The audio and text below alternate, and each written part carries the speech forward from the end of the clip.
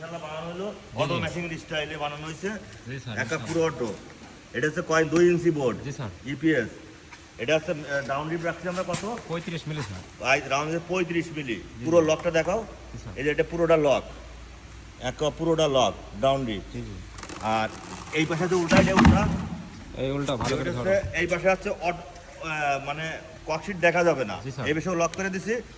যখন ওই বিষয়ে ডাউন ডিপটা এই মেল ফিমেল মধ্যে ঢুকবে জি স্যার তখন মোটামুটি মানে এই যে মেল ফিমেল রাখছি জি জি ঠিক আছে, এটা হালকা ফাঁকা রাখছি যাতে ওটা ঢোকার সাথে সাথে এটা লক হয়ে যাবে। ওটা চাপে ওটা ওটা লক হয়ে যাবে। জি স্যার তার- রিপিট মিপিট সব কারণ কাম এটার লাগবে। কারণ হচ্ছে তোমার যাতে তোমার লাগবে না, তোমার রিপিট দেওয়া লাগবে না, রুফিং মারা লাগবে না, জি স্যার শুধু সিলিকন মারি দিলে। সিলিকন মারি দিলে আর হবে। চারি সাইডে এল ক্যাপ মারলে ইনশাআল্লাহ বোর্ড আর ফিটিং। এটার সবচেয়ে ভালো দিক হচ্ছে যে কোনো পজিশনে যে কোনো ভাবে বোর্ড ফিটিং করা যায়। মেল ফিমেল নিয়ে আবার কোনো বিভ্রান্তিতে পড়া ঝামেলা যাবে নেই। না।